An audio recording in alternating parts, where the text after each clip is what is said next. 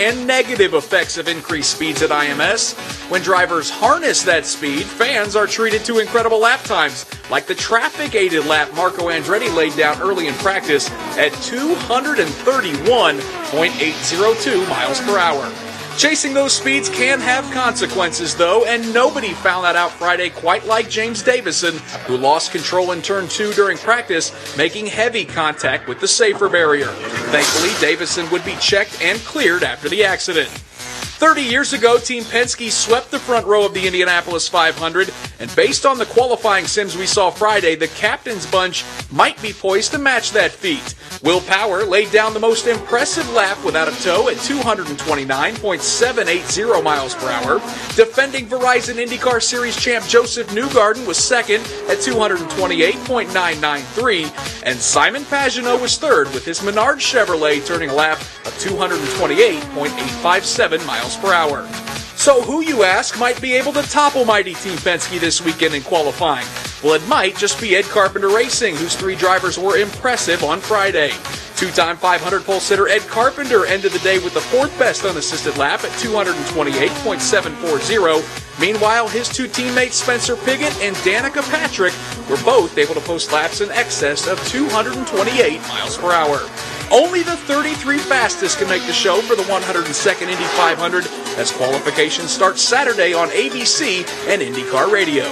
Watch the 102nd running of the Indianapolis 500, Sunday, May 27th at 11 a.m. on ABC. And there's James Davison back in Gasoline Alley waiting to come out to pit road for practice on bump day with the Verizon IndyCar Series for the 102nd running of the Indianapolis 500. I believe Lindy Thaxton is waiting for James on pit road to hear from him about the repairs to his number 33 entry last night and how he's feeling today. So we will wait until that 33 entry pulls out onto pit road to hear from him and Lindy Thaxton. By the way, we expect cars on the pit lane starting after 8:10, between 8:10 and 8:15, as we see Elio Castroneves waiting for his chariots. 8:10 to 8:15 is when cars will head to the pit lane, and then we'll wait for another update. Good morning, Oriole. So if they start towing out at 8:10, I think we're looking at 8:30 at the earliest before we go green, but that's just a guesstimate. We'll wait for further information after 8:10 or 8:15. But the pit lane is getting busy. Team personnel, including some drivers, are headed to their pit boxes, and there are the cars all lined up. And maybe the favorite, Will Power, the number 12 Verizon car. There's Graham Rahal. He wants to get after it this morning. He said the balance is really good on the car, just doesn't have enough speed. So what can they do? How much can they trim? Is it finding the right gears? Many factors involved, all trying to figure it out in cooler conditions, cooler than it likely is going to be by the time we qualify today. And the radar right now looks good, so we're at least going to get some practice in this morning. A little blob around the Cincinnati area, and then just to the northwest.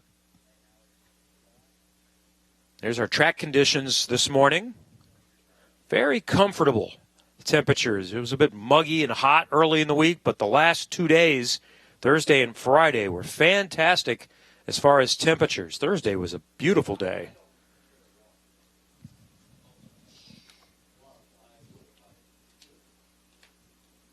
So shouldn't be too long, and we'll see activity picking up. In about 10 minutes, the pit lane will be open, and we'll start going to get the practice sessions underway this morning, and qualifying beginning this morning at 11 o'clock here at the Indianapolis Motor Speedway.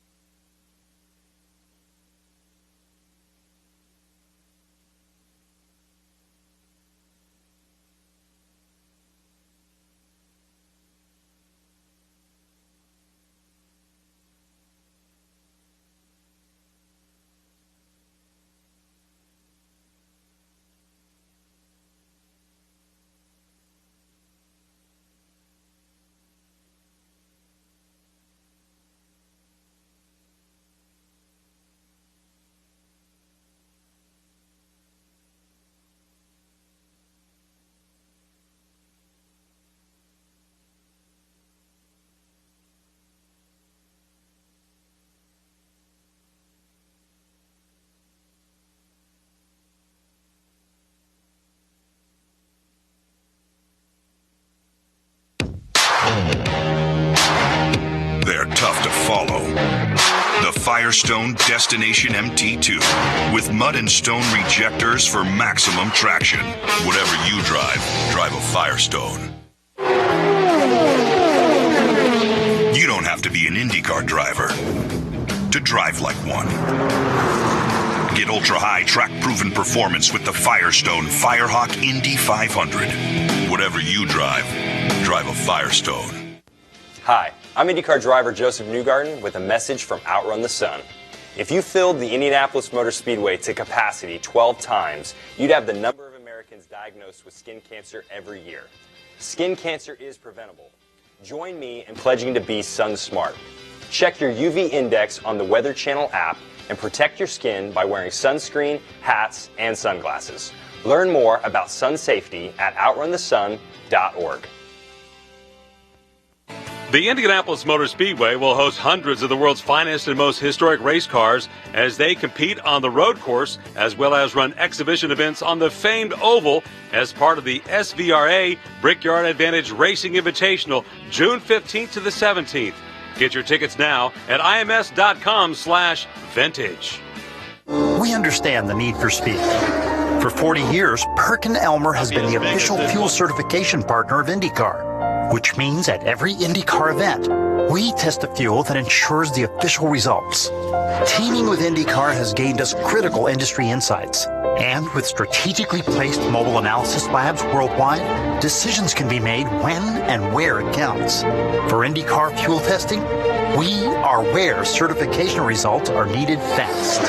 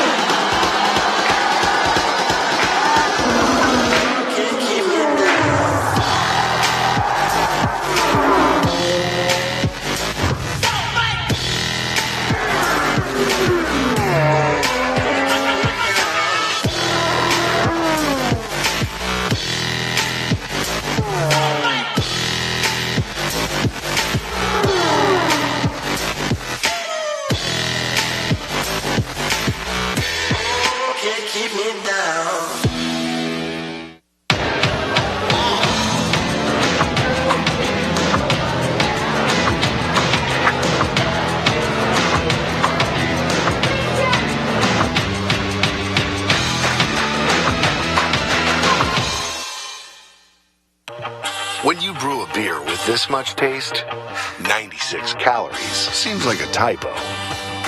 But it's no mistake. It's a small miracle. What are you holding? Miller Lite. Hold true.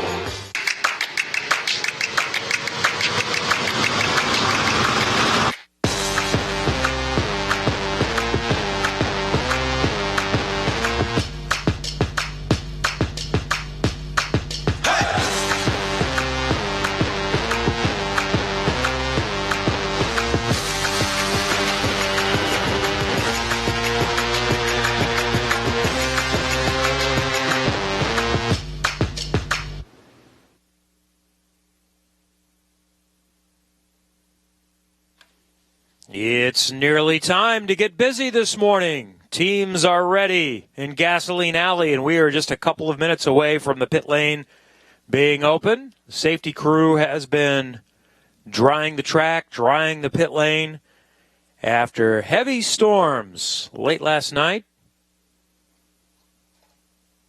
And that car right there, that red car with A.J. Foyt and Bird Racing, Bellardi, Hollinger, great work by the crew. And if the crewman inside the cockpit is resting his eyes, we can understand, because I think they worked all night. They were ready to go through tech a couple of hours ago. First one in line this morning after getting the parts they needed to repair the crash car of James Davison. So excellent work by that team, and they're ready to go practice this morning. You can see the Penske group back there. That's Simon Pagenaud's bright yellow Menards car. Will Power's machine, Helio Castroneves. There's 3 favorites for the Fast 9 and or the pole. That's Gabby Chavez car there in the back of the line. In just a minute or two, they'll be able to start rolling out to their pit boxes. So maybe as soon as 8:30 or so. And the pit lane, I'm told, is now open. So teams can begin rolling their cars to their pit box. And then it's a matter of getting set up, turned around, and we'll wait for more information officially on when practice will begin this morning. So at least a 30-minute delay, but there was a little bit of cushion involved.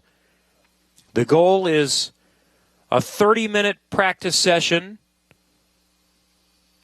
split into 2 groups. So 2 30-minute sessions, and now we are told that it will be 8:30. So 8:30 is when we'll get going for that first group this morning.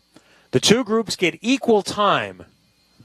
So if there's a yellow in the first group, that will impact the time of the second group. And then whatever time is left over, they all go together at the end. So let the parade begin out to pit lane.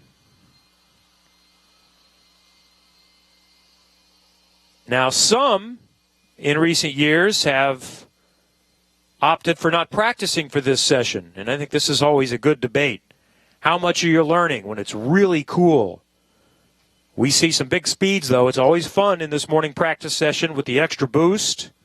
There's Joseph Newgarden's car, painted very similarly to Will Powers. But we'll see big speeds, but how much are you learning? Always something, but it can be a bit misleading.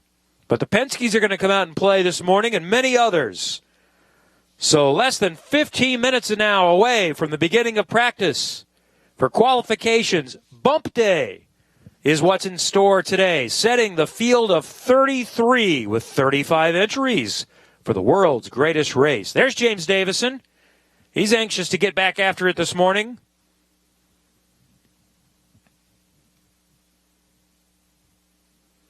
So the first half of the qualifying draw will be in this first group. Helio Castroneves is already ready.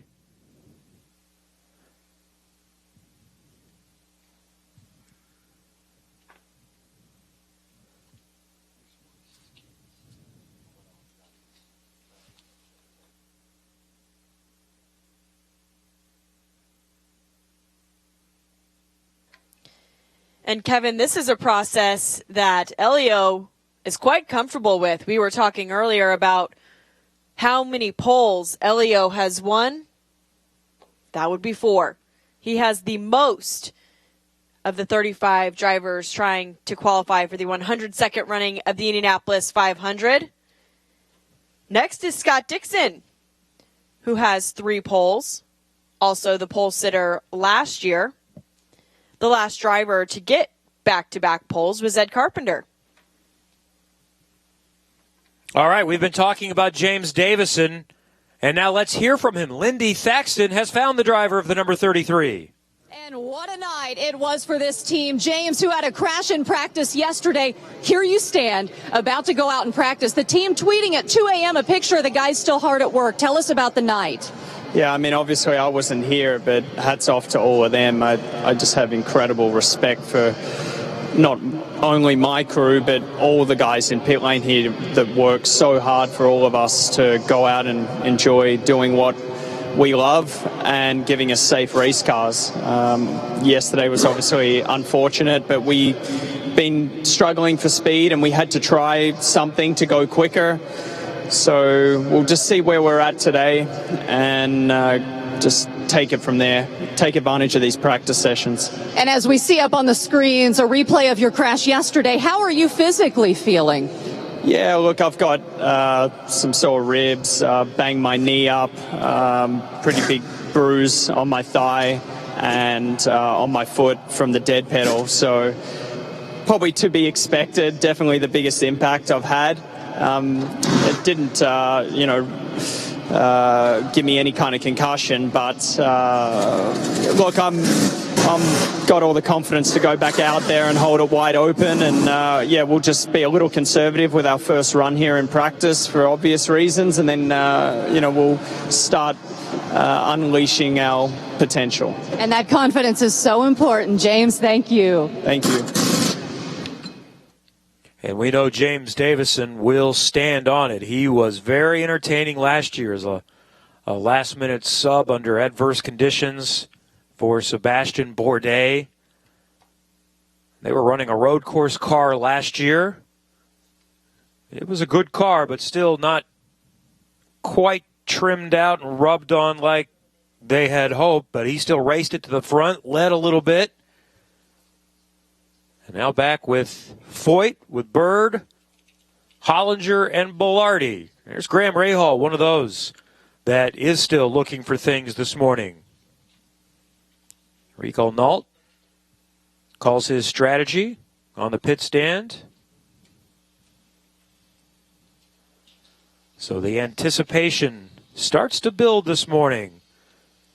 Quite a few, and that's the list there, quite a few looking to find things. I mentioned some won't come out. Well, that's not on this list. These teams will want to be out, even if it's not the same conditions you qualify in. They want to find something.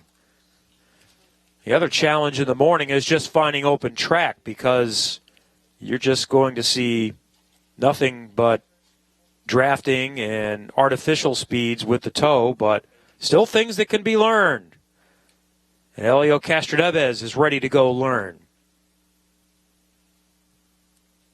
The Penske's were 1, 2, 3 on the no-toe report. That did not include Castroneves, but he was beyond the mid-pack, and certainly he's a factor. Can the Penske's get all 4 in the Fast 9? Or Il Servia in the 64 car about ready to go? And a new partner in IndyCar, a new team. They are partnered with Rahal, Letterman, Lanigan Racing. But Scuderia Corsa, long-standing team in the sports car world, including the IMSA WeatherTech Championship. They've won big races, championship in sports cars, and now visiting Indianapolis and partnering with Rahal, Letterman, Lanigan Racing. We welcome them. Happy to see their involvement. Katie, here's the fast speeds. So start with this group and include some others for your picks to get into the Fast 9. Well, first of all, Will Power there, Kevin. Fastest with no toe at 229 miles an hour. Joseph Newgarden, the reigning Verizon IndyCar Series champion, at 228 miles an hour. He's also a good pick for pole. He is the only driver this season to have 2 wins. Simon Pagenaud, the third Team Penske member, at 228 miles an hour. And Ed Carpenter, who has 2 poles here at the Verizon IndyCar Series. There you see Simon Pagenaud getting ready to go out for this first round of practice. We are expecting green flag here in just a few minutes at 8:30.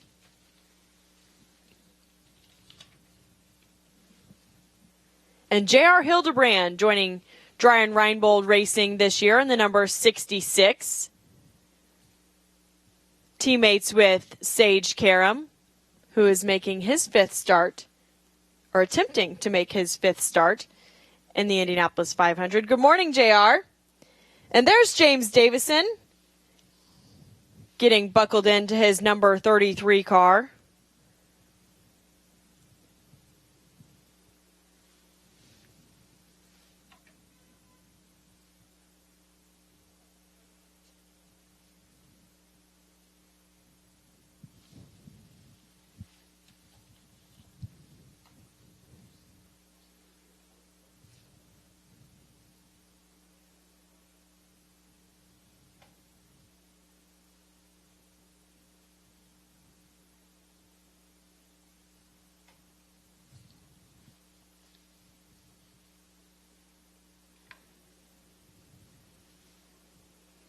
The captain is overlooking things for Team Penske. He's on the pit stand this month for Helio Castroneves as he looks for number 4. Good morning, Roger. And he's got 4 very strong cars. Great competition. Really good parity in IndyCar this season, with multiple teams consistently running at the front. If you look at the season championship as an indicator, the top 6 drivers in the Verizon IndyCar Series Championship are from 6 different teams. Now we're told we're going to have to wait just a little bit longer as they finish up preparing the track. So 8:45 is our estimated start time for group number 1. And we'll wait on further schedule updates.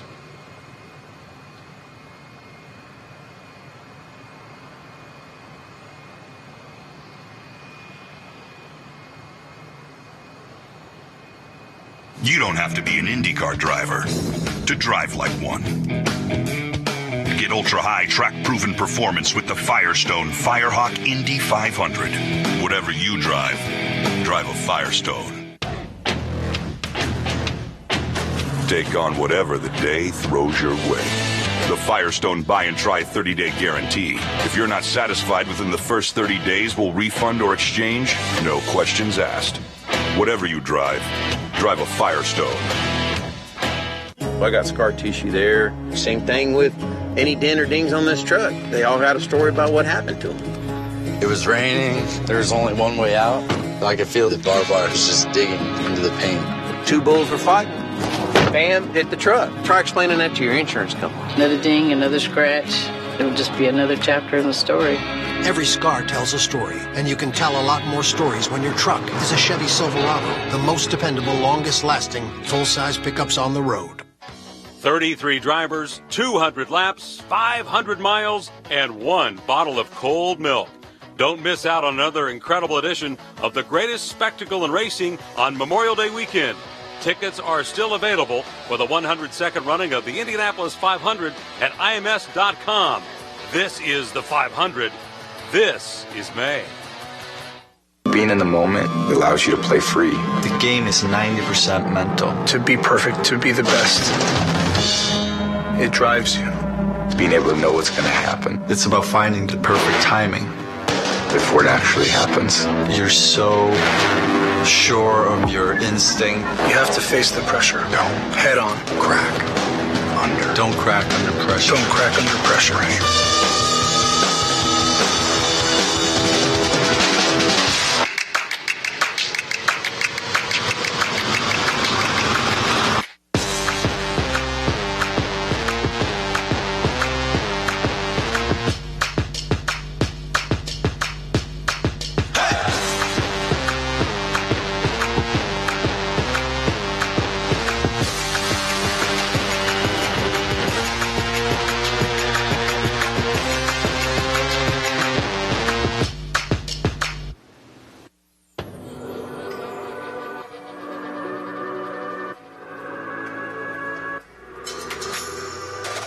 I'm Pippa Mann, driver of the number 63 Donate Life IndyCar. This year, I'm racing to honor my former teammates and to inspire students to register their donation decision. The Indy 500 is probably the most powerful thing in my life. You know, when you look at the influence and the change that it provided to my family after my dad won it, I've experienced that firsthand. And, you know, someday I dream to be an Indy 500 winner, but, you know, the month of May is the greatest time of year. I'd take it over Christmas, you know, anytime. So obviously all of you guys that get to enjoy Carb Day, I'm extremely jealous. I get to watch you and laugh from afar, but, you know, to me, there's nothing but fun that's kind of going on there. And obviously the day of the race is tremendous. There is literally nothing. I've experienced a lot in sports, and there is nothing like the Indy 500 and being there for to walk over for driver intros, things like that. The excitement that all of you guys, the fans, provide to us as drivers is tremendous, and we really appreciate it.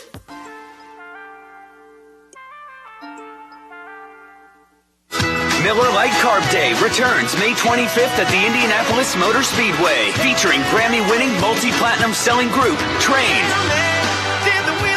and special guests Blues Traveler. Friday, May 25th on Indy 500 race weekend. Miller Lite Carb Day with Train and Blues Traveler at the Indianapolis Motor Speedway. Tickets start at only $30. Buy now at IMS.com. This is Carb Day. This is May. We hope you are having a great day here at the Indianapolis Motor Speedway. I'm Lindy Thaxton. I'm in the Midway, and I wanted to take you inside one of the merchandise tents to show you all we have to offer this year. I'm here in the men's section right now. We have a ton of stuff for the men, but also a great selection of hats for everyone. Walk on over here. Are you out there and you're a little uncomfortable in your seat? Well, guess what? Get comfortable, okay? We have you covered on that. Over here, all sorts of goodies. We have the cups, we have the koozies, we have a lot of selection for the women, because we know you like to pick out what you want. And we have some of the little cars. Here we have die-cast. Be sure and pick one up of your favorite driver out here this month. Right here is the kids section, so pick something up for the kid in your life. We have sunblock, we have sunglasses, we have umbrellas, we have anything you might need for what comes this month. You can get any of this at any of the merchandise tents around the track, so go ahead and pick something up to take home. Thank you, Lindy. And we just now have an update about practice for Group 1. We are about 15 minutes from green flag as we see the reigning Verizon IndyCar Series champion, Joseph Newgarden. We like your dance moves, Joseph. So stand by just a little bit longer, and we will go green for bump day here at the Indianapolis Motor Speedway.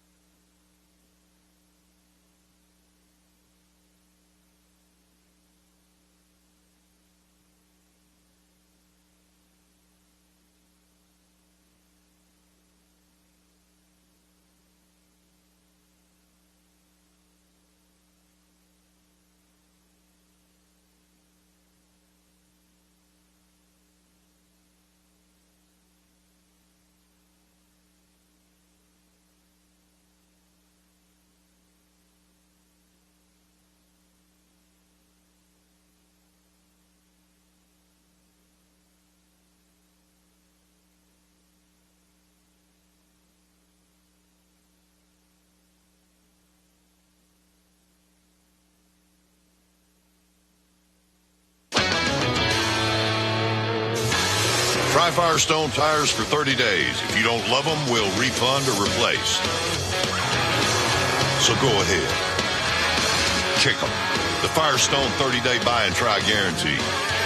Head in through July 9th and get $60 by mail on a Firestone Visa prepaid card when you buy a set of 4 eligible tires. Plus, use your new or existing CFNA credit card and get up to $100. Whatever you drive, drive a Firestone.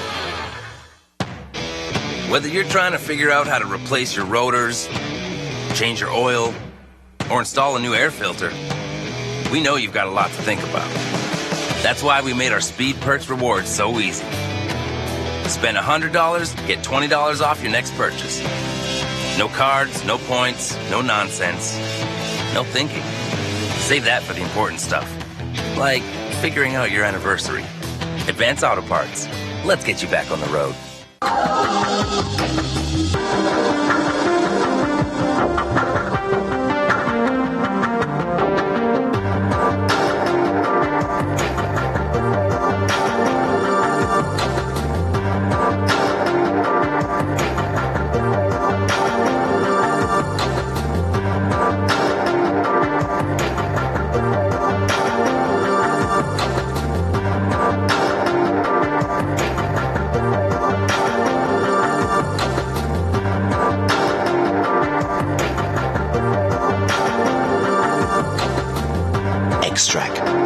The transmission technology specialists.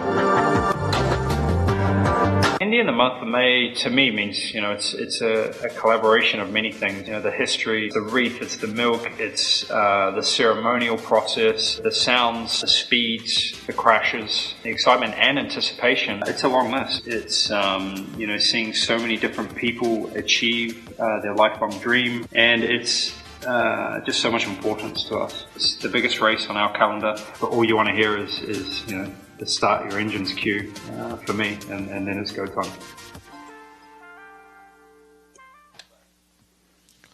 Oh, we're getting close. It is nearly time to practice this morning. Less than 10 minutes away after a delay from overnight showers, but 8:45 is when we expect this first practice session to begin. Good look at the Firestone stand and a look down the pit lane. Helio Castroneves has been ready and waiting. We can see many of the cars lined up and ready to go here in a little bit. And here's what's going to happen. If the weather is perfect, the plan was 30 minutes of practice sessions, but because we're a little bit delayed, 20 minutes of green flag racing for each group. So, and that's a 20 minutes of green. So yellow time will not count, and each group will get the exact amount of time. So if Group 1 gets a little bit less, then Group 2 will be impacted. And I'm also told now that the all skate, if you will, the joint practice session is now canceled. So this is going to be the practice opportunity. Half the field, the first half in the qualifying draw, going out for 20 minutes of green time here at 8:45, and then immediately when the checkered falls, the green will come out for Group 2, so no gap between the two groups. So Group 2 will be ready as Group 1 is pitting. Group 2 will be taking to the 2.5-mile oval. So let's get our guessing game going with the extra horsepower that produced about 4 to 5 miles per hour with the cooler conditions yesterday. What kind of speeds? Granted, they will be somewhat artificial in the draft, but what kind of speeds are we going to see this morning? If the heavyweights get out and play, those that have been quick, like Ed Carpenter Racing, I think in years past, Ed has not always practiced in this morning, but if he's out there, if Team Penske is out there, and the others, might we see 2:33? I think that's very possible. My early guess for fastest speed of the weekend is going to be just over 2:30. Katie, what do you have? You took my answer, Kevin. Well, that means it's the right answer. No, that means it's the wrong answer. We shall see, and that's fun, and it's a guess, and maybe even a more difficult question is, what's it going to take to make the race? And you can kind of start by looking at the no-toe speeds from yesterday. 33rd quick was 2:26.082. Now, Will Power had almost a mile per hour on the field. But if you look at number 2, just shy of 229 from Joseph Newgarden yesterday. So we're talking less than 3 miles per hour separating the entire field. Expect them to find a teeny bit more as they trim out and really get after it and put it all on the line here today and tomorrow. But Will Power has been my pick, so apologies to Will if and when that does not happen. But he's won 51 poles in his IndyCar career. Only A.J. Foyt and Mario Andretti have more, but none of those 51 have come here in the world's greatest race. So is this year for Will Power. Joseph Newgarden has started in the front row here before. Graham Rahal is ready to go. And the track will be open now in less than 5 minutes. Less than 5 minutes to the beginning of practice on bump day. Down to pit lane with Graham's teammate Takuma Sato and Lindy Thaxton. Here with Takuma Sato, and I want to start with the obvious. Weather is a factor today. How much does that complicate your day? It could be complicated very much. The reason was some of the guys basically decided not to run this morning because condition will be completely different from yesterday. And maybe this afternoon the weather, they're coming back and no point. But we had so many things to do, and we decided we need to run. And we can't ignore the fact you are the reigning winner. What has your year been like? Wow, it's unbelievable. Obviously the support is incredible, but you get a free meal now, free watch, free car, everything. No. I think it's just an amazing journey, to go into the States, going to Japan, back and forth. There's so many people really cheering and knowing 500 more and more and bringing Bogwana Trophy to Japan, first time in history for 80 years. It's incredible commitment. I really appreciate everybody's support. That being said, nothing is guaranteed at the Speedway. Be honest, you a little nervous about bump day because you never know here? True. Nice to see the old competition coming really serious, but obviously it's sad to see if anyone goes to the bump out. And obviously there's a chance for us too, so we have to make sure everything's no mistake within a good target, hopefully, and we'll see. You have a lot of people rooting for you. Good luck. Thank you very much. Thank you, Lindy and Takuma. As we see the in-car camera with Elio Castroneves as he goes for his 5th pole here at the Indianapolis Motor Speedway and tries once again for that elusive 4th win.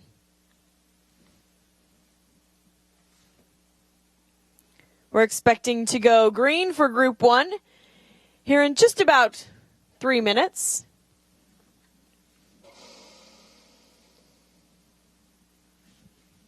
They will get 20 minutes of green time,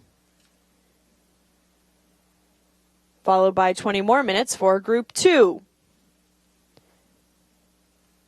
2 minutes till we go green for Group 1 of practice here on bump day.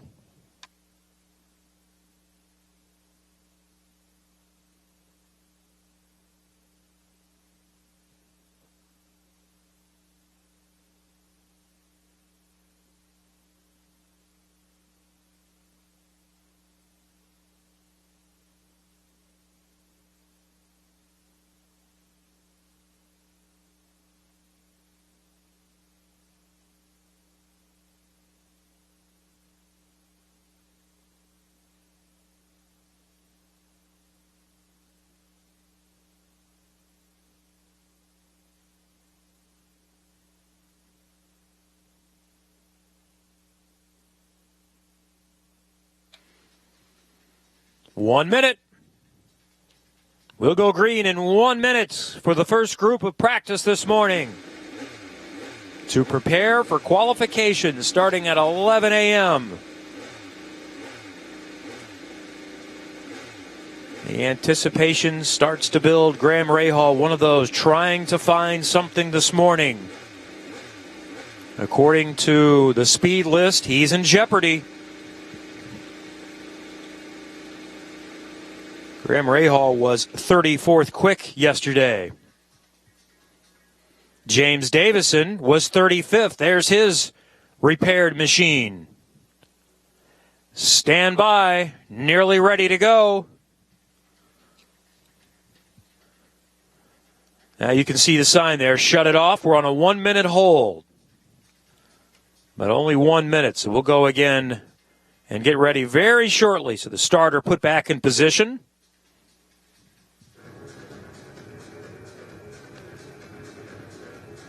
Still one lone safety truck touring the 2.5-mile oval. The format again today, and because of threatening skies, take your turn when it comes up. That's the only guaranteed spot you have. If you pass, there is no guarantee you get a chance to qualify. If it were to rain at some point today and the field is full, that's it. You'd be done. Today sets the field of 33. There is an asterisk involved in that if someone crashes on their qualifying attempt. But that gets a little bit more confusing. Simply 35 cars, 33 spots tomorrow. We set the order, culminating with the Fast 9 at 5 o'clock tomorrow. And here we go, green, for the beginning of practice to prepare for qualifications and bump day.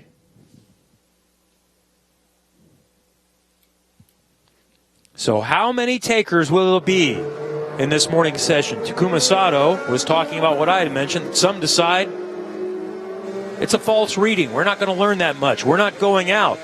But those that are searching for speed certainly will do some work, like Graham Ray Hall. Helio Castroneves wasn't quite as fast as his teammates. He'll still go out. They normally do in this session. Simon Pagenaud was in the top 3 in the no-tow report. He's also left pit lane. James Davison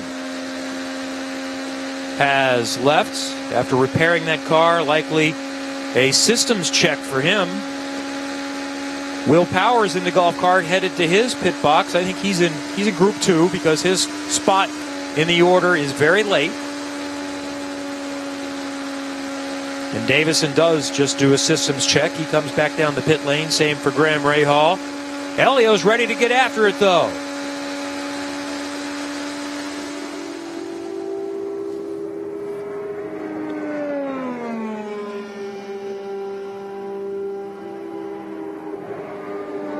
Oriol Servia also heading out.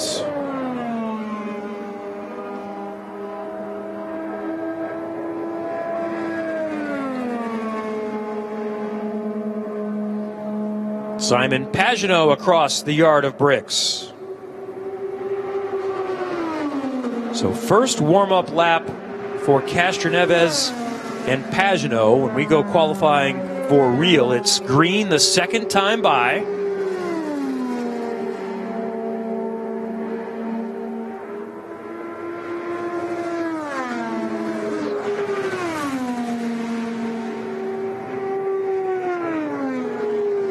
Pagenaud ducking into the pit lane, but Castroneves stays on it. He's on a qualifying sim, but he's got a car in front of him, Oriol Servia, who's just come out. So this is going to impact this lap. Let's see if Servia is up and up to speed to keep Castroneves from lifting.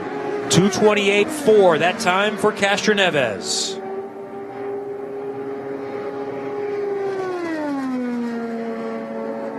It looks like Helio's backed out of it.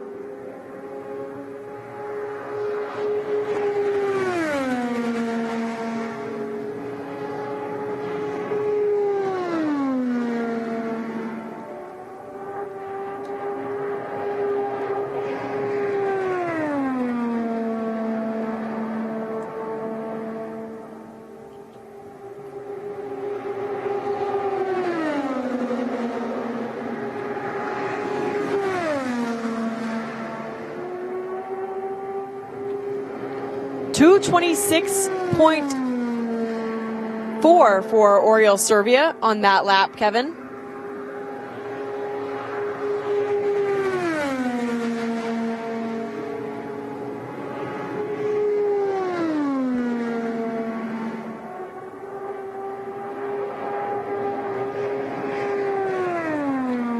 So not many takers in the early moments on a very green racetrack.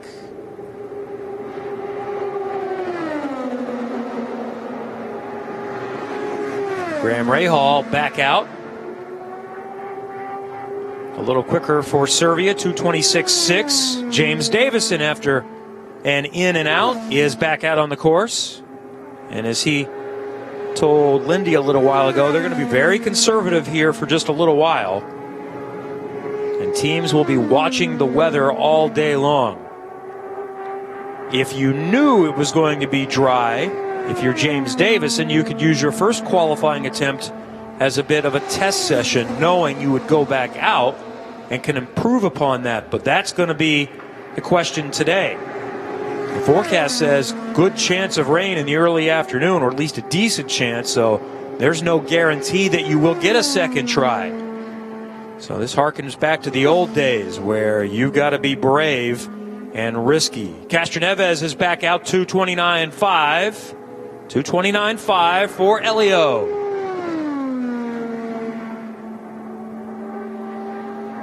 And Kevin, you have two choices today in qualifying. Do you go in the right-hand lane where you do not have to withdraw your time? Or do you go in the left-hand lane where you do withdraw your time? The right-hand lane might take a little bit longer. Lots of decisions to be made. The tension is high. The drama is high. As 35 drivers attempt to fill just 33 spots today. So we see Simon Pagenaud's car being pushed up away from his pit box. And we continue to watch. Castroneves just did one lap, and he's back in his pit area now.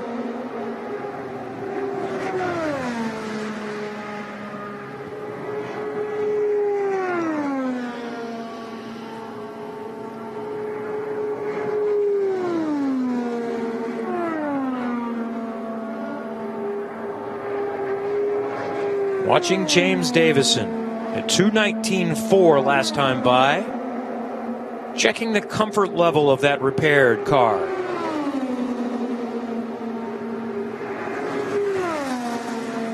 Look at that, 2:26.5, back up to relative speed pretty quickly for Davison. Now he's getting a bit of a tow. He's got Graham Rahal less than a half a straightaway in front of him. I think I read some comments yesterday from Racer.com and Marshall Pruitt, who had talked to some drivers that said the tow has even a bigger impact this year. I remember Dario Franchitti telling me 7 or 8 years ago that if you're exiting a corner, say turn 4, and someone else is entering turn 1, you're still being impacted. That's how it's like a vortex in a circle. And Marshall said some drivers were telling him, Marshall Pruitt, that seems to be definitely in effect, and maybe even greater this year, that the tow is more than just the 7 seconds, which is officially how it shows up on the lap report if there's a car that is 7 seconds ahead of you. So it is certainly, if you can ever see them at any point on the straightaway, it could be impacting your lap. And Kevin, when I talked to James Davison yesterday after his crash exiting turn 2, there was some concern that the repaired parts were not going to be as high quality as the ones initially on that car. So James really trying to get a feel for this number 33 car as we get ready to go qualifying in just a few hours. So Group 1 gets 20 minutes of green time. Same for Group 2. We are 8 minutes into this session, and we've seen 4 cars up to speed. Castroneves, Servia, Davison, and Rahal. 2:25.2 for Graham Rahal. And looking at the speed chart from yesterday, Graham Rahal's best lap on his own was 2:25.3, so he's still right in the same range.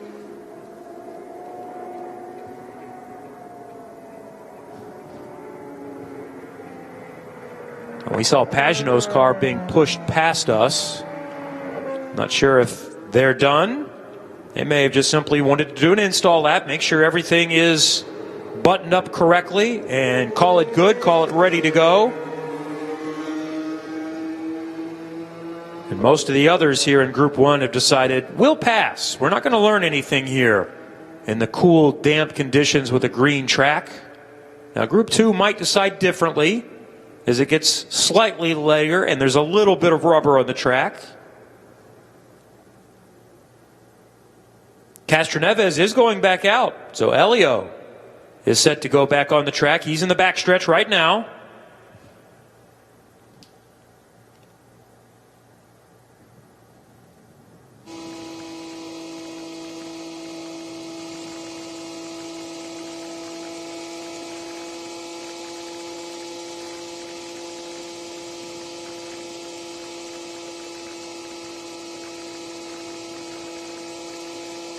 It won't be decided today, but Elio Castroneves has a chance this weekend to move to second all alone on the all-time pole list at Indianapolis. Only his longtime spotter, Rick Mears, has more with 6. Castroneves, A.J. Foyt, and Rex Mays all have 4 apiece. Scott Dixon can join them. They've not shown so far that they're real pole contenders, and Scott was not feeling well yesterday. Migraines, and just did a dozen, maybe 13 laps yesterday. But he has 3 career poles, along with legends Johnny Rutherford, Mario Andretti, Tom Sneva, and Arie Luyendyk. Ed Carpenter can join that 3-time pole winner list, and he's certainly a contender. He had back-to-back poles in 2013 and 2014. And by the way, Team Penske, 16 wins, 17 poles. Next best, 5 by Ganassi. So let's watch Elio. Not up to speed.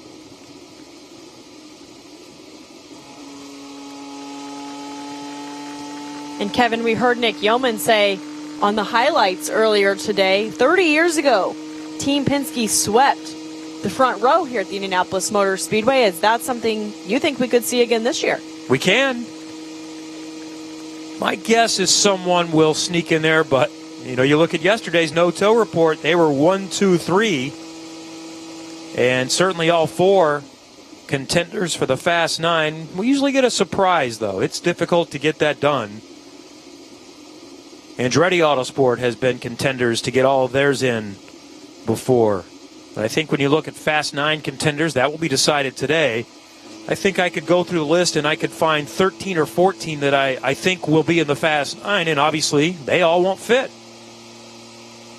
So really 2 storylines today. We're watching that cut line to get into the Fast 9, and obviously we're watching the other end of things. But today's speeds can mean more than they normally would. If all goes according to plan, they're erased after today. But if it were to rain tomorrow, then your speed today and your position would be your starting position if tomorrow is a washout. So if the field is full today and there's no qualifying tomorrow and no complete run of qualifying, then this is where you'll start. And by the way, tomorrow, after the field is full, the priority then becomes the Fast 9. So there's a scenario that if they get a full field and there's only going to be an hour or 2 of dry track time tomorrow, then I think what would happen is that they would do the Fast 9. That would become the priority to set the front 3 rows. Castroneves back in his pit box, and it looks like he's done for the morning. So 2:29.505 is what Elio did, and that officially is listed on the no-tow report. Not enough of a draft to be impacted, so he'll climb out. We still have 6.5 minutes in Group 1, but we might be done for Group 1. We'll see if Graham Rahal wants to come out again or Oriol Servia. I would think there's a decent chance that James Davison might take another look. I'm fairly impressed with that speed of 2:26.5 for Davison, considering. Now, he did have a draft ahead of him, so we don't know what his all-alone speed is, but comparing that to yesterday, his overall best speed with help was 2:26.7. On his own, 2:24.6, the no-tow report. Well, there's our answer on Oriol Servia. He's done for the morning.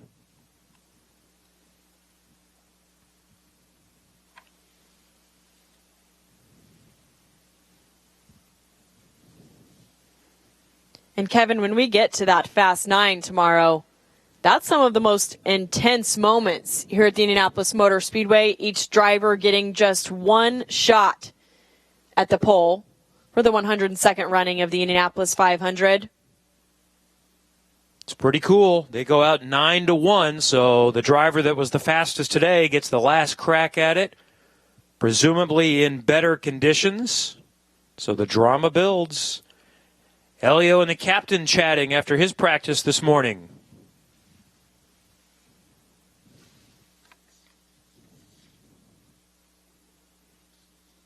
Davison is still in the cockpit, so they'll do some more work. Elio, by the way, is going to be very early in line. So first out, taking backup cars out of it, the T cars, should be Zachary Clayman DeMello. Second should be Ryan Hunter-Ray, who elected not to practice this morning. Third is going to be Jack Harvey. Fourth would be Elio Castroneves. Fifth, Spencer Piggott, who was quick yesterday. Sixth, Scott Dixon. Then Jack Harvey, Ed Jones, Graham Rahal, Oriol Servia, Simon Pagenaud, James Hinchcliffe, James Davison, Sebastian Bourdais, and Danica Patrick. Those are some of the early takers. Now, at the other end of things, very last on the draw is Ed Carpenter, who is a definite contender for fast time today to get into the Fast 9. And Kevin, his son, Ryder, drew that number yesterday and just hung his head.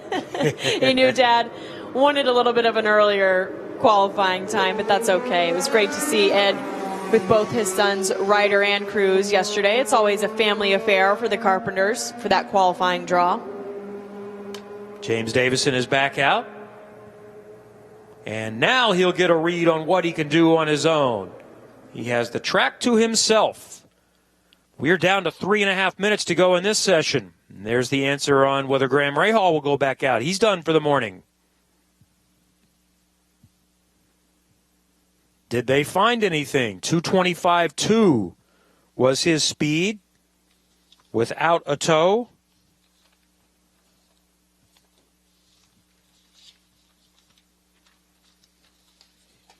Yesterday on his own, Graham did a 2:25.3. So I'm just going to guess that there's still concern in that camp. And maybe they didn't push it. Maybe it was just to get a feel of the balance and make sure everything is hooked up.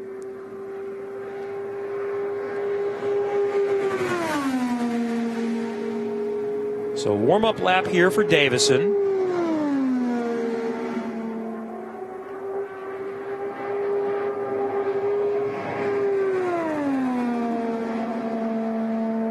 Really, this will be the second warm-up lap.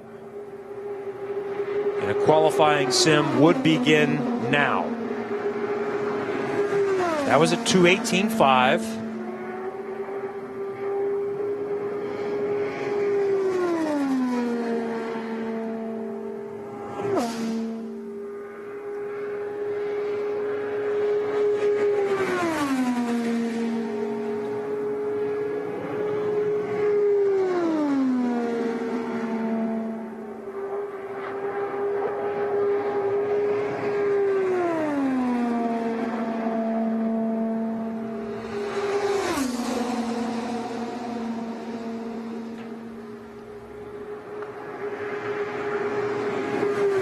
That time just slightly slower, 2:24.7. That's the real indication of what James Davison has. The earlier speed of 2:26.5. He had a draft in front of him. So let's compare that to what he did yesterday, 2:24.678. So he's right back to where he was yesterday, which he said wasn't quite good enough. It's a 1/10 of a mile per hour faster. Let's see if there's any more this time for James Davison.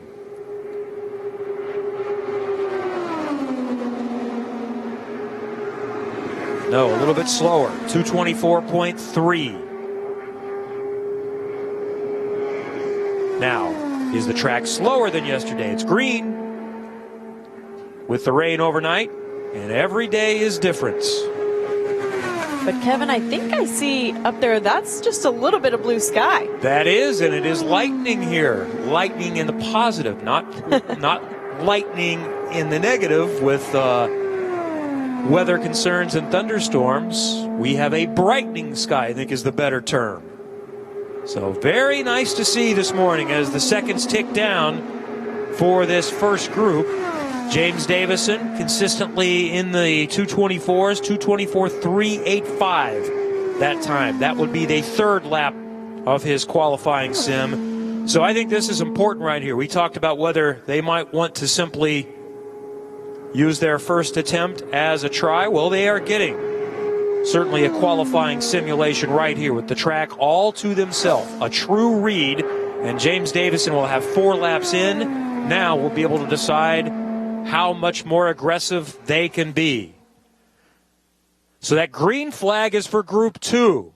Davison seeing essentially the checkered flag, 2:24.2 that time. Group 1 ends. A 20-minute green session with no cautions. So now 20 minutes for Group 2. Will Power is one of those headed out onto the course. I think I saw Sage Karam go by as well. As Davison gets set to come down the pit lane. Karam is out. He's on the south end right now. He was the first. So how many takers will we see in Group 2? Not many in the first group. Just Castroneves, Servia, Davison, and Rahal up to speed. Simon Pagenaud just did simply an install lap. And what kind of speeds might we see? 2 of the fast guys are out there. Will Power and Joseph Newgarden. 1-2 on the no-tow report yesterday.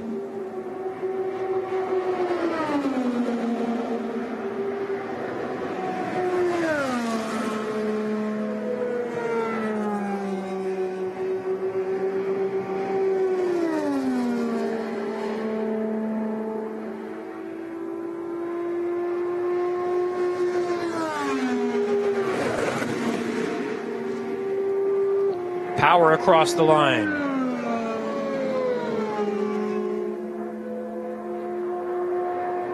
His first warm-up lap. That's Joseph Newgarden we're looking at on the video board now.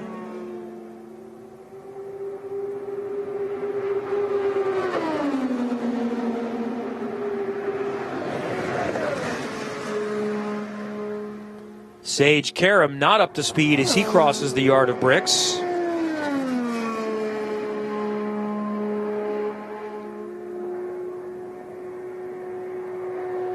So let's see if Power is getting after it here. Let's watch him across the yard of bricks.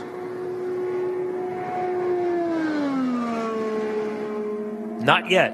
2:15.4 on what would be the second warm-up lap for Will Power. So we'll know this time whether they're pushing it or simply just checking balance and making sure everything is prepared and ready to go. Newgarden across the line at 2:07, so he's also taking it easy.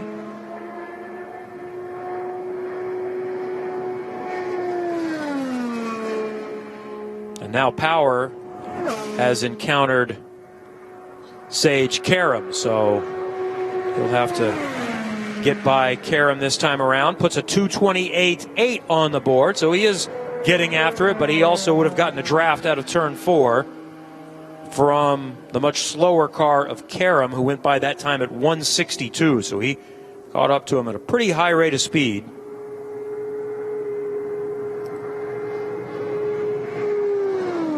Newgarden is coming down the pit lane, so he's not going to even try to put a lap on the board right now.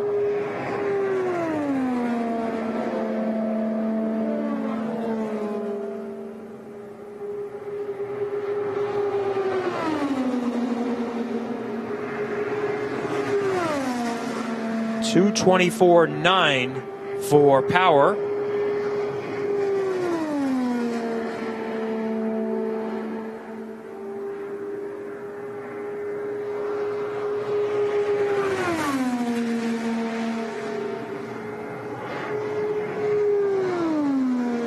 Karam, by the way, was 2:02 that time.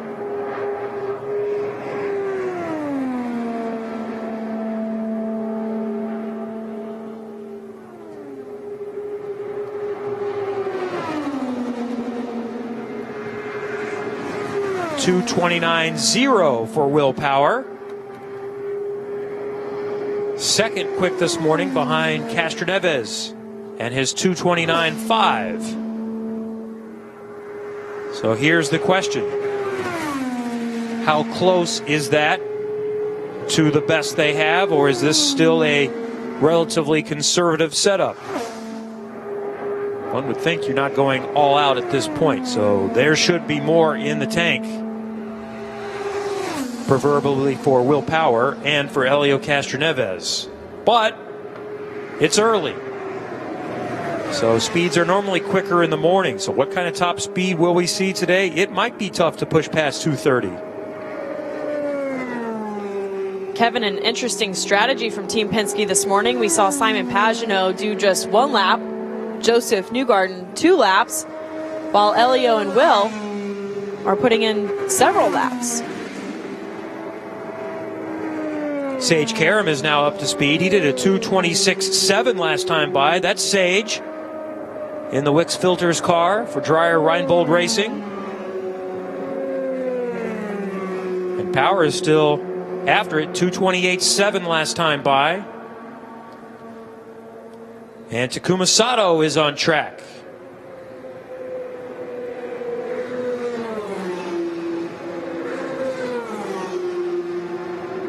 J.R. Hildebrand also out there in the second Dreyer and Reinbold car. Well, one of the stories we've been watching this morning is James Davison in that repaired number 33 car, and Lindy Thaxton is nearby after he's finished practice this morning. And the big question is, how did that car feel after getting into it after being rebuilt overnight? How was it? Yeah, it felt back to normal, but the speed's not there, so that's obviously concerning for us. We weren't all the way on downforce trim to what we'll do tomorrow. Later on. So yeah, we've really got to try find at least a mile an hour there to have some safety or competitiveness to be in the field. So look, all we can do is the best with what we have, what the situation is, and as long as we maximize that, the result will be what it will be. The speed wasn't there, but when we saw you out alone at the end, it seemed pretty consistent. Yeah, it is, but I mean, you need to be consistent in 225s at least, so obviously Graham was struggling yesterday and is about 3/4 of a mile an hour up the road on us. So yeah, we just got to get a bit more speed in it. So we know we can get some more. Can we get a full mile an hour? We're unsure on that just now. We know you have a lot to do. Thanks for your time. Thank you. I'm guessing 226 is what it's going to take for people to feel fairly comfortable. To feel really comfortable, you're going to want to see in the high 226s. Maybe 225 something will get you in. James Davison, his best no-toe speed was 224.7. As you mentioned, Graham Rahal was a half a mile per hour quicker than him at 225.2. J.R. Hildebrand just put up a pretty good lap that wasn't aided. It's more than a straightaway with Takuma Sato in front of him, and Hildebrand 227.7. That's his best, and then he did a 227.1. So Hildebrand looking good this morning. Takuma Sato's best, 226.675. That was also on his own. And they are the only two on track right now.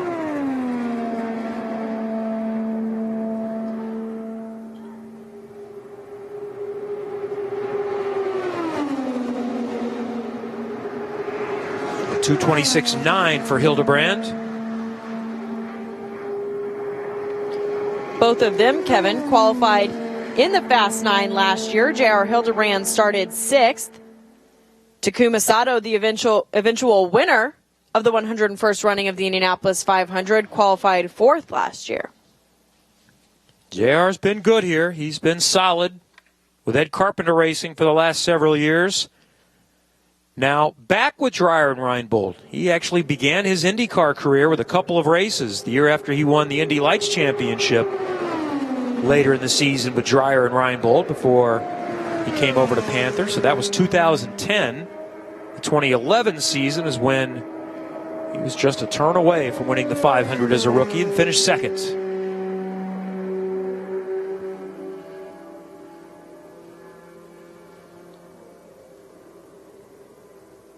Halfway through Group 2, just over 10 minutes remaining in this 20-minute session. And the combined session that was originally planned before the overnight rains has been scrapped, so this is it as far as practice. No combined groups going after this, so in 10 minutes, teams will begin preparing for the 11 a.m. call. I think they all have to be in tech by at least 10:30, and obviously your place in line determines that. Some will want to be getting after it, getting in line earlier than that. Gabby Chavez is on track in the 88 for Harding Racing.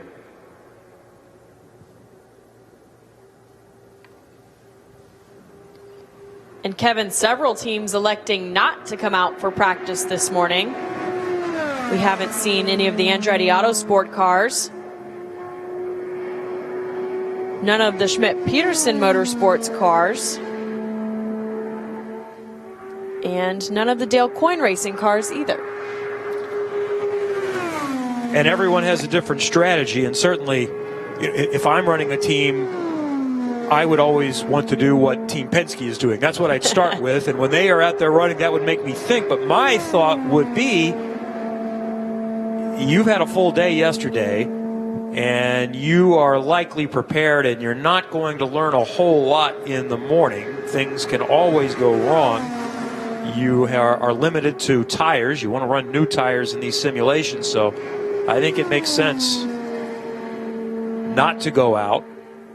But everyone has different plans, and there's not necessarily a right or a wrong. And there's some that just feel, maybe drivers feel like, I like to get in there and get in the car and just get warmed up a little bit and feel the speed before it's real when I get in line to qualify.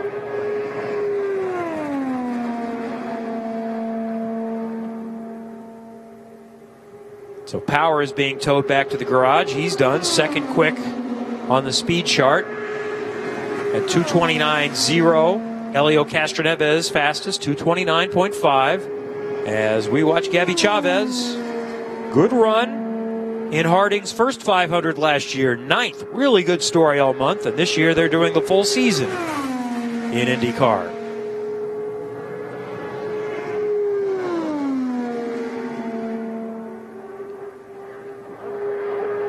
Chavez at 2:26.780, so that's very solid.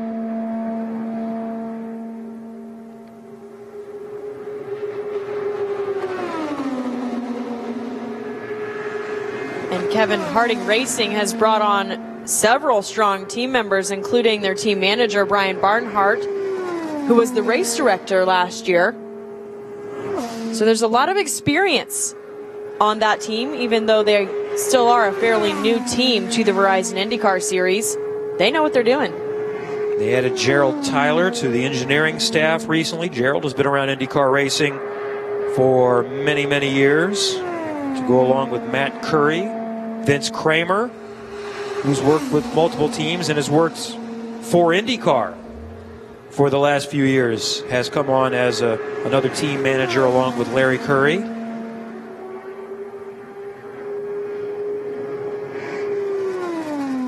.226.4 last time for Chavez, so he's consistent in what should be the safe zone. We never know how the track is going to change, and that's the key here. You could be fast at one point of the day, but then everything changes later on. Wind direction, temperature, cloud cover impacts things. Rubber on the track.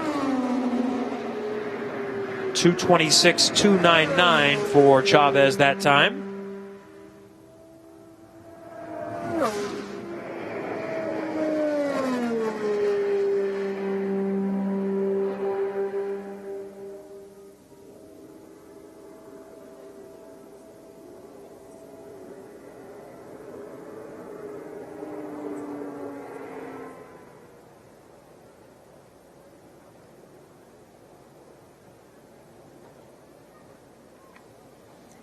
And he's back on pit road. So quiet track for now, with just 5 minutes remaining in this final practice session before qualifying for the 102nd running of the Indianapolis 500.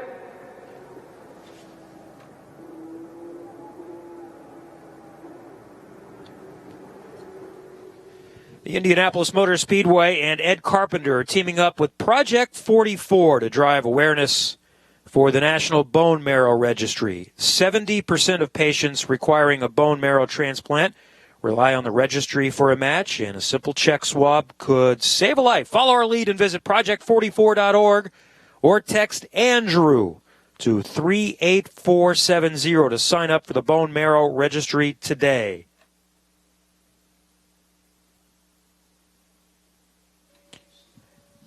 And, of course, this is in memory of Andrew Smith, the former outstanding player on Final Four teams for Butler University,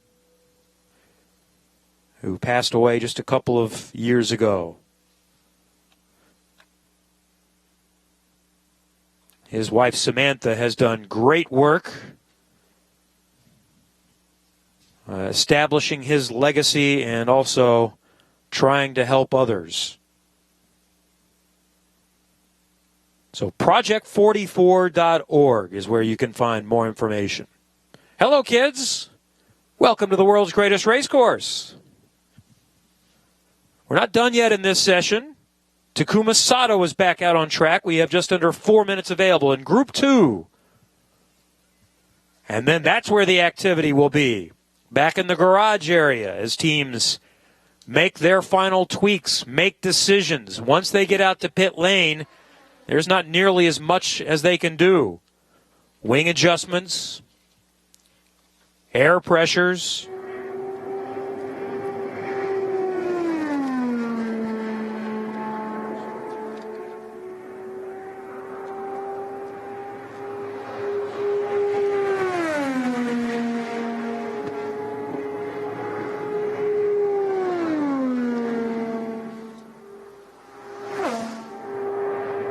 Watch Sato coming around turn number 4. This is really still a warm-up lap.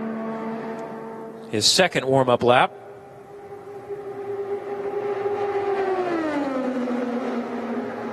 .220.4. Sato yesterday was 25th on the no-tow report.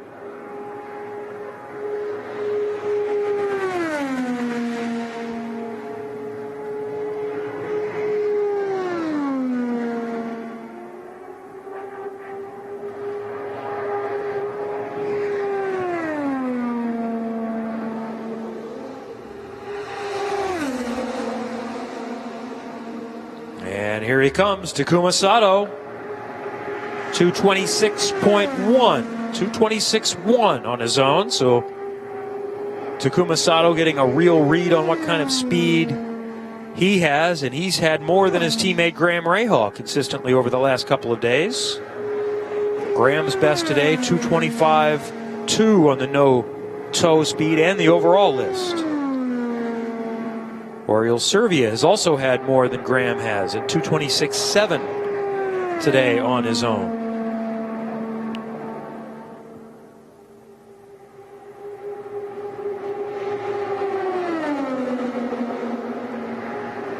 .225.857 for Sato.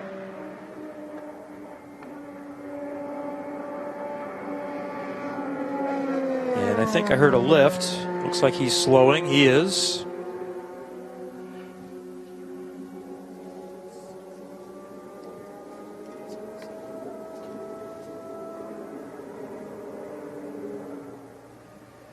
But there's Gabby Chavez out for another qualifying sim. He may just be checking something. They'll at best get... They might get a lap up to speed. He just needs to cross the line before the gun. We're at 55 seconds right now. I think they may just wanted to see something. He's not hustling it around, so I don't think he's going to get up to speed.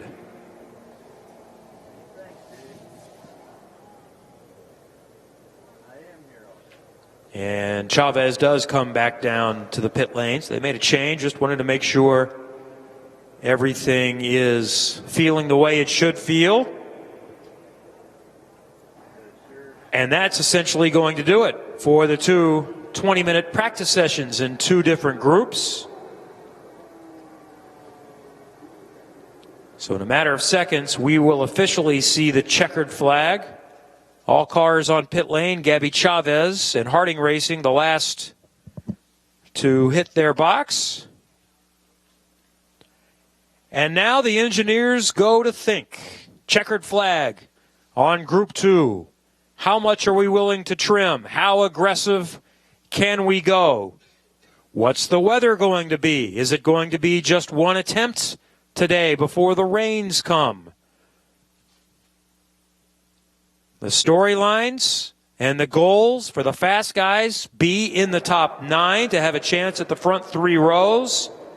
For many others, probably a dozen or so, if not more, don't feel 100% confident, depending on when they go out and what the track is like, of where they're at. So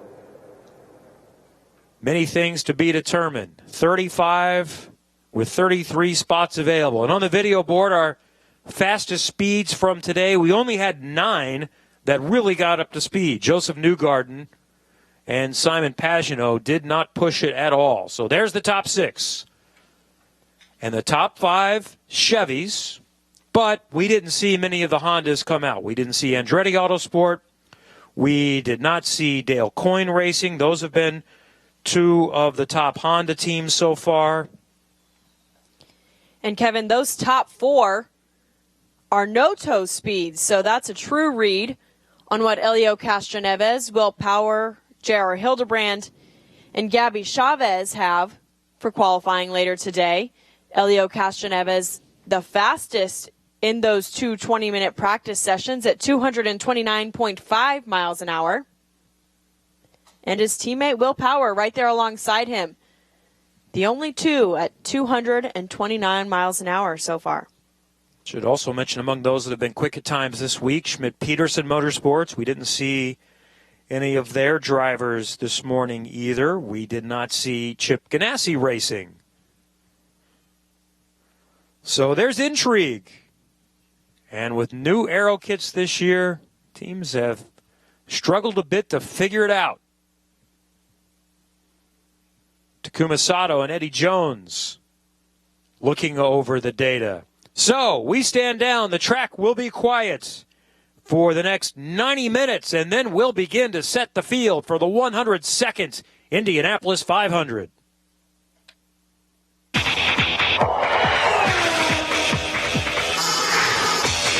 Hey there, race fans. Meteorologist Lindsay Monroe here. Happy bump day as we head into the early morning and into the early afternoon. There is a chance that we could see some of those scattered showers developing. We'll start around 11 o'clock, 71 degrees. We are into the upper 70s. That best chance of rain for today will be between 11 a.m.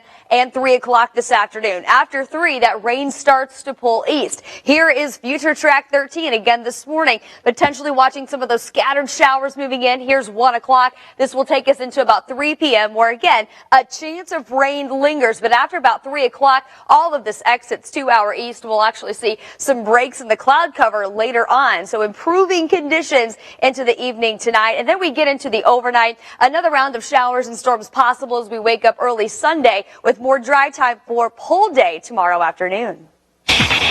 The late Mark Donahue as J.R. Hildebrand going through his warm-up paces. Jake? Mark, I appreciate your generosity in saying that I have shared seafood with you in Sausalito, California, because the reality is off air. Every time it comes up, you make fun of me for actually getting a cheeseburger when we went the seafood restaurants in the Northern California area. J.R. Hildebrand, the guy, as you had mentioned, grew up in Sausalito, lives in Colorado now, and has lived in Indianapolis as well, will for a long time still think about that last lap of the 2011 Indianapolis 500, but has done plenty here at this facility since then. Boy, he's been fast with Ed Carpenter Racing. He was awfully low there going into turn number 2, but he is one that was right there in the thick of things and right with the main players over the last few Indianapolis 500-mile races. And J.R. Hildebrand now, hard to believe that he is a veteran status at this great facility, but he is exactly that, and certainly knows his way around here. He has been in the Indy Lights. He has a vast racing background getting back to this point, and J.R. Hildebrand is about to start a qualifying run here in Indianapolis. Lap number 1 in the books for J.R. Hildebrand. It's a solid effort, 226.720.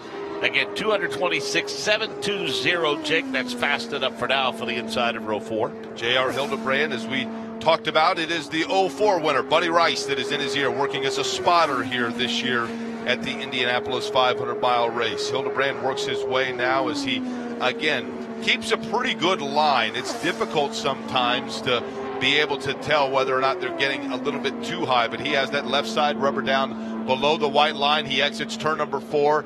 That car naturally just wants to go to the middle of the racetrack. That's where he keeps it. Here's another lap in the books for him. Well off the outside retaining wall at the exit at turn number 4. Lap number 2 at 226.787. 2-lap average for J.R. Hildebrand, steady provisionally inside row number 4, 226.754, already more than halfway down the back straightaway. He has run 7 times here in the Indianapolis 500, led 3 of those races for a grand total of 13 laps, never more so than in his rookie year. He led 7 laps and was a corner away from, of course, leading 8 of those, but J.R. Hildebrand now works his way. That blue machine has the orange trim on it. Here comes J.R. Hildebrand with 1 lap to go. Lap number 3 in the books, 226.391, among the most consistent of the runs that we have witnessed here today. The 3-lap average for the 66 of J.R. Hildebrand, 226.633 miles per hour. It's already setting up for the north end. Not sure whether or not he is, as we call it, running flat. And for those that are unfamiliar with that term, it means exactly that. Your foot is flat on the pedal and you're not letting go of it at any point during the course of the run. There are times where it appears as though the J.R. Hildebrand may be flat out, maybe giving just a little bit in the corners, but J.R. Hildebrand with another good-looking lap. Here's the checkered flag on the run. Lap number 4 for J.R. Hildebrand, 226.100 miles per hour. And that makes the 4-lap average for J.R. Hildebrand 226.499, provisionally good enough for the inside of row number 4. So a 226.7, a 226.7, 226.3, and a 226.1 for J.R. Hildebrand. The 4-lap average 226.499 miles per hour. So the run by Alexander Rossi, Scott Sander, his 4-lap average provisionally in the middle of row number 4, 226.212. 2 quick laps to start, a little drop off on 3, big drop on 4. Tell us what happened during the run. When you first got out of the car, I saw a frustrated wow. It became about getting the car in the race. That's all we had to do for that Napa and Andretti Honda. We missed it by a big amount. The weather, it wasn't supposed to rain. There was a lot of things that went against us. Hopefully we'll get a run later on. We know that the car has plenty of speed to be in the fast 9. So you go back now, you try to find that speed, try to make one more run. Well, we know where it is. Just it got hot, and we had a pretty big trim on, so we just need to go back and add some downforce, and it'll be fine. He's got things he can change. Thanks, Scott. Good stuff. Alexander Rossi. Jake Query steps aside for just a bit. We're rotating folks in and out of the booth for the rest of this afternoon. Happy to have with us Ryan Marine in the broadcast booth. And Ryan, anxious to see this run by Marco Andretti. He's been fast all week long. They unloaded quick here, which is not a surprise if you drive for Andretti Autosport. No, and it's not a surprise if your last name is Andretti, too. What a rich history that goes back several generations. Hard to believe this is the 13th attempt at the Indianapolis 500 for Marco in 12 previous starts. His average finish is 10.8, average start 9.9. He's been awfully quick around this place, Mark. 223.184 is the warm-up lap for Marco Andretti. A lot of folks are anxious to see, at least here at the Indianapolis Motor Speedway, what this arrangement, how this arrangement is going to work between he and Brian Hernan. Yeah, that's one of the things certainly that you have to believe is in his corner. Brian Herta has worked magic a few times before. Indeed. We've seen it happen with Alexander Rossi. We've seen it happen with Dan Weldon. And certainly Marco Andretti and all of his fans hoping that the same thing can happen as he comes down to turn 4 down the front straightaway. Hard to believe, so many years ago, 2006, in fact, that famous duel with Sam Hornish Jr. Marco Andretti, lap number 1 of the books, 226.576, provisionally inside of row number 4 as he glides it past the sweets at the exit of turn number 2. Right, he's halfway down the back straightaway. So just outside of that fast 9, I found it very interesting that Alexander Rossi seemed to indicate they want to go for that fast 9. They might be willing to pull a time to try and improve. In years past, when we haven't had the bumping, we've seen quite a bit of that. I'm curious just how much of that we'll see this year, given the fact we do have 35 cars. Lap number 2 is in the books for the 98 of Marco Andretti off at 226.5. Very consistent, 226.019. He drops down a bit to the middle of row number 4, 226.297 miles per hour. We will watch Marco complete his run, but since right now it doesn't look like a fast 9 run, we'll go downstairs and hear from J.R. Hildebrand. From Sausalito, California, has completed his qualifying run. As of right now, 10th quick, JR. Walk us through 4 laps. Were they all as consistent as you would like? Yeah, I mean, the consistency was pretty good, I think. It's hard with the conditions. They're changing a lot, even, I think, from this morning to this afternoon. It's hard to know exactly what to expect, but man, these boys at Dreyer for this being the only proper one-off team here to come in here and be able to get it dialed in as much as we have had a little bit of a hectic week with everything that went down on Thursday, so just huge props to the boys, and happy to be comfortably in the mix here with Salesforce car this year. Nice run for J.R. Hildebrand, trying to make his 8th Indianapolis 500. 226.576, 226.019. Lap number 3 for Marco Andretti, 226.226. That gives him a 3-lap average of 226.273. Just like that, Paul Blevins points the checkered flag at Marco Andretti. Lap number 4, 225.796. So, Ryan, the 4-lap average provisionally outside row number 4, 226.154. Not sure Marco is necessarily happy with that run, and it looks like he had a moment at the midway point of the back straightaway. There's an issue with that race car. Something does look a little bit strange, and all things considered, as we watch the replay. It looks like some smoke coming off of the left side of that race car, maybe off of the left front wheel or somewhere around there. When you factor that in, that looks like a much better run all of a sudden. All things considered, I wonder if he's going to be in the same position that Alexander Rossi was in just a little while ago, saying the conditions caught the team out. When the rain came, the temperature changed. I have to believe that he's also going to be in the position where they know where the speed can be found, and Marco's a guy who you kind of expect he's going to be one to want to make a run for the Fast 9. Yeah, the last thing he would want would be a mechanical issue that would result in a repair that would take any amount of time at all. That would put he and this team really behind the 8 ball. That's true, but at least safely in the field of 33 at this point. This race has been won from a lot of different starting positions, and bottom line is you got to be in the race to win it, and that's the position he finds himself safely in now. That's the good news, and certainly speed to find out there. We've seen other Hondas do it. It seems like the Chevys have a slight edge at the moment, but you look at Sebastian Bourdais flying the flag for Honda on the outside of the front row provisionally right now. It can be done, and that was done after the rain delay, it's worth noting. Relay Group 1000, the sponsorship for our good friend and occasional co-worker, Zach Beach. Different livery on that car, and for guys like Jake Query and Nick Yeoman and Kristen Airy, this is great news having a car liveried up like this one. I mean, this thing closes at night. Hey, Mark, I'll take it even in the pits. It is great to see a car that pops, a car that is distinct. You know it's Zach when you see it coming. Definitely very helpful for us, and I think the fans around the track are going to like this look as well, with some orange and some yellow. It is bright. You can't miss it as it's coming at you, and right now it's coming out of turn number 4. I think already this season, perhaps, I think if you talk to Michael Andretti, I wouldn't say necessarily exceeded expectations by that top 5 finish at Long Beach, because Michael's been with Zach for a long time, off and on. I mean, he was with Zach in the formative years of his career for sure. Zach puts down a pretty good first lap, by the way, 226.508. I think he's probably happy where Zach is right now. I think you're right. I think maybe internally it's right where the expectations were, but externally I do think there were some people wondering just how competitive Zach was going to be. Just a couple of starts in his career prior to this season, going back to last year, including here in the Indianapolis 500, which was with a third entry for A.J. Foyt. Didn't have the most competitive month of May. Certainly got thrown into the fire at Barber Motorsports Park. That was a challenge as well, but man, he's been excellent.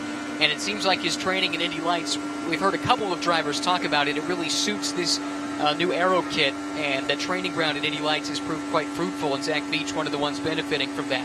Consistent run for him. Lap number 2 at 226.028. The 2-lap average, 226.268 miles per hour from a conditioning standpoint. Bulked up during the off-season. He put on 20-plus pounds, and he says the good news is he now no longer gets carded if he's sitting in the emergency row on an airplane. They believe that he's actually old enough to sit in the exit row. So all smiles he was after that phenomenal run at Long Beach, by the way. A third lap is in the book for Zach Veach. A slower still, 225.450. We'll recap the rest of his run after we head to pit road. Marco Andretti down here out of the car. Fast enough certainly to be in the race, but you have the look of a racer who knows there was more out there. Tell us about the run. Yeah, you said it exactly. I'm not happy with that at all. I want to go back out. Balance was way off. The car, I think, has speed in it. It's just the balance is way off there. Did you have a moment late in the run from up top? Looked like maybe there was a puff or something on the left side. I had a moment every lap, every corner, every lap. It wasn't fun. Marco once more. They'll find it and they'll get it because he's been fast all week long for Zach Veach. Lap number 3, 225.237, progressively slower, but I think still a solid run, Ryan, in terms of the overall picture, looking at the 10 through 33. Right now inside row number 6, the 4-lap average, 225.805. Dropped off, what is that? Just, about a little over a mile an hour on the course of that run. That's a little more than we've seen from some of the folks who posted some good times, but it does look like he'll improve upon his 32nd place starting position that he had last year. I think he wants no part of that last row party, Mark, if he can avoid it. Marco, the first one to say, hey, we know where the problem is. Let's get back out there. I mean, you guys have said, well, let's wait and see. We want to get out. But, I mean, I guess that puts him ahead of the game if he knows right now definitively what they need to fix. Totally agree with that. That's the position you want to be in. We've heard several of the drivers, the ones that sound upset, they're the ones saying, I don't know what happened. Connor Daly was one of those guys. He got out of the car, and clearly the team was scratching their heads. It's a different attitude if you know what you have to do to get that corrected, and that's where the Andretti Autosport folks seem to be.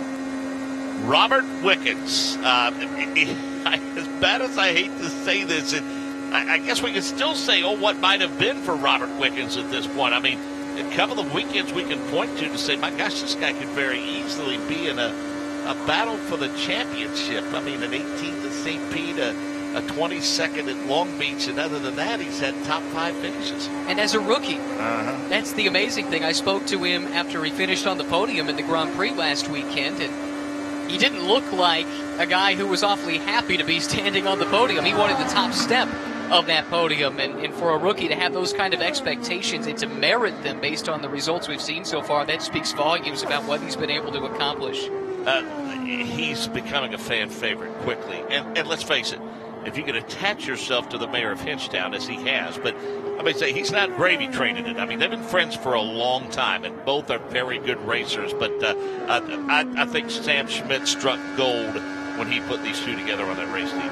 Every once in a while, it's a good thing to listen to James Hinchcliffe, it seems like, and Sam benefited from that there. I have to say, I believe that this transition to IndyCar would not have been so smooth if he didn't have his best friend in the other car sharing everything. These two have been friends for so long. They've raced together for so long. There's no secrets between the two, and that's been very beneficial. As the run gets underway for Robert Wickens, he turns a lap at 226.387. He didn't call off the run. Race control did. Might be a drop or two of moisture here and there. Yellow flag is out, ending the run of Robert Wickens to Nick Yeoman with Zach Veach. Yeah, that was interesting, Mark. We don't feel any raindrops down here on pit lane, but I definitely saw some on some camera monitors that looked like towards the backstretch. Good opportunity then to catch up with Zach Veach. 4 laps here at Indianapolis. Walk us through the run. You happy with it? Yeah, no, I'm not. I'm really confused, honestly. Started off strong, first lap. Second lap felt okay. and the thing just fell on its face. We didn't have any scrubs, not like understeer picked up. I managed the tool as well, but just big loss of speed. So we're not exactly sure what that is. We need to go back and look at it. But hopefully it's a good enough job to make us feel a little safe. Then we can work on the speed tomorrow. All right, that's the second straight Andretti Autosport driver, Mark, that we've heard not quite happy with the balance of those race cars after qualifying. If all of this is not enough for you in terms of getting your racing fix, USAC has a week of Indy. And, boy, what a week it is. May 23rd, 24th, and 25th. On Wednesday, it's the Tony Holman Classic. Did a lot of races here once upon a time at the famed Terre Haute Action Track. Then on Thursday, May the 24th, it's the Hoosier 100, of course, at the Indiana State Fairgrounds here in the capital city. Then Friday, May 25th at Lucas Oil Raceway, the Dave Steele Carb Night Classic, the race before the 500. For more information on USAC's Week of Indy, go to usacracing.com. And don't forget the 26th, plenty to do here. It's Legends Day, honoring the Roadster era. Legends Day, of course, presented by the good folks at Firestone. What an exciting time it is. I mean, it's Christmas time for those of us in this biz, isn't it, right? Oh, it's wonderful. If you like racing, there's no better place to be than Indiana in the month of May. Plenty of options. If you like road racing, well, you had the Grand Prix last weekend. Oval racing, whether it's paved, whether it's dirt, all kinds of options. Good stuff all around and good entertainment. They call it the racing capital of the world for a reason. Your racing month actually got underway the week before the IndyCar Grand Prix. You had a chance to be with the IMSA Series over at Mid-Ohio. That was a great event. It was. It was great to see IMSA back at Mid-Ohio. It's called the Mid-Ohio Sports Car Course, but oddly enough, top-level endurance sports car racing hadn't been there in quite some time. So great to see the return, and also great to see Helio Castroneves get his month of May started off with a victory, which he did for Acura Team Penske, the first of that partnership between Acura Honda Performance Development and Team Penske as Team Penske returns to prototype racing. It's a much different car, Mark. It doesn't really compare to driving around the Indianapolis Motor Speedway in an Indy car, but Helio did tell me there at Mid-Ohio, momentum does carry forward. Confidence does carry forward. Many of the people on the sports car side of that program are sprinkled in here with the IndyCar program, too, so it's good all around for team morale. Well, those sports cars ran several years ago, I believe, when the IndyCar Series first returned to Mid-Ohio, and many thought once they left that no one would show up to watch the Verizon IndyCar Series. I think we've clearly proven that's not true. But how about Green Savory Promotions and the job that they've done since assuming control of that facility from the Truman family? Yeah, they've done a tremendous job bringing in new events. Stock cars racing there, too. That draws a nice crowd. The sports car crowd is nice, but seeing the IndyCar crowd in person there last year, it was massive. And there's just a ton of support for road racing in that area. That track just draws the diehards. There's a few of those around the country that fall into that category. I'd say Road America is another one that has welcomed IndyCar racing back with open arms in the last couple of seasons. Mid-Ohio is a tremendous place to go racing, whether it's in a sports car or in an Indy car, whatever the case may be. And what the Green Savory folks have done is commendable, and I can't wait to see what they can do with Portland as that venue makes a return to open wheel racing later this year. Safety trucks out on the course right now as the rain falls. Nick Yeoman, let's get an update from you on the conditions as we speak. You mentioned a little bit of rain, and then it picked up a bit in intensity. What's the status? Yeah, like I said, when we went yellow and that Robert Wiggins qualifying effort was waved off by race officials, we didn't feel it on the front stretch, but as it is here at the Indianapolis Motor Speedway, this place is so big that if you don't feel it, give it a couple minutes and you will. And now we are starting to see a light drizzle, but it is steady, Mark, so good call by IndyCar to throw the yellow flag on that Robert Wiggins attempt, and now we're starting to see a lot of folks kind of duck off of pit lane here, and race fans, unfortunately for a second straight day, going to head for some shelter as, it's starting to pick up a little bit heavier down here on pit lane. Well, I'll tell you what, so we won't do the tap dance. We can sign off of here and do a bit of a rain dance and make it all go away. We invite you to stay with IndyCar.com, IndyCarRadio.com. Tune in the IndyCar app, and we will keep you posted and keep you updated as to what the latest is. IndyCar Radio on Twitter as well. and of course, IndyCar on Twitter and at IMS on Twitter. All of those venues. You stay with us, and we'll keep you updated. You can rejoin us, and we'll come back on as soon as a qualifying run is underway. So we are to the middle of row 8 in terms of qualifiers. We've had 23 cars make an attempt, actually 24 if you include Oriol Servia that waved off. So we will rejoin you, we hope, momentarily when the qualifying resumes for the 102nd running of the Indianapolis 500 here at the Indianapolis Motor Speedway. While we wait for the next qualifying attempt for the 102nd running of the Indianapolis 500, we rejoin our classic IndyCar radio broadcasts. Okay, as you can see, he's talking there to some of his crew.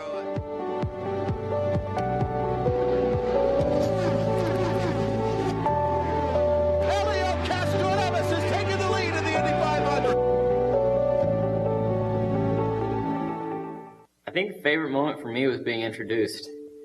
You know, they call your name up on the stage, you walk out, and you have 15 seconds to look around, to see everyone out there. And that's the moment that it was just real. That's the moment when you know what you're getting ready to do. But now I think about what tops it is hearing Back Home Again in Indiana. You know, I'm not shy about saying that when I was strapped in the car, sitting there all alone, I heard that come on. I had tears in my eyes, and something that I really had to hold back just because you have a flashback of how much work that it took to get there and how many times you didn't think that it was possible. And hearing that song sitting on the grid, getting ready to be fired up, overwhelmed me. It was something I wasn't expecting at all.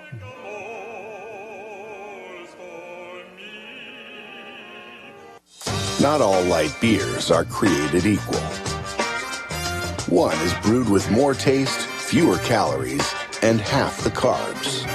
What are you holding? Miller Lite. Hold true.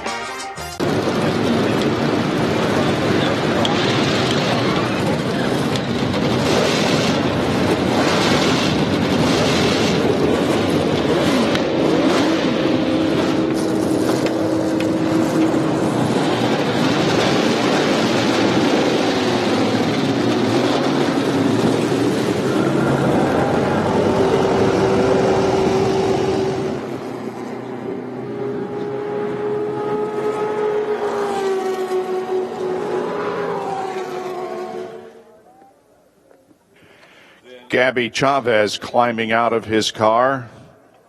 And once again, we are interrupted by raindrops. Not a heavy rain at this time. We haven't lost the track at the moment. And the skies aren't too bad as we look again toward the west and the northwest. The skies are blue. So this hopefully is just a brief shower that will not shut us down for very long. We have 10 more qualifiers to go, and boy, it's going to be a real battle to get into the field, and certainly a battle to get into that top 9. We've still got some top-notch drivers who have not qualified yet, so the questions remain as to who is going to be in the Fast 9 and who is going to make the race or go home.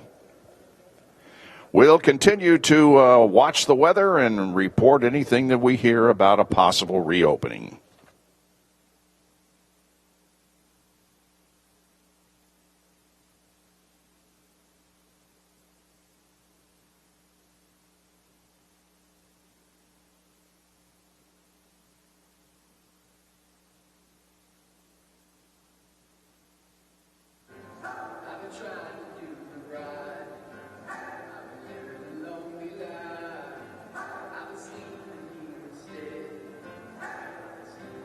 My baby.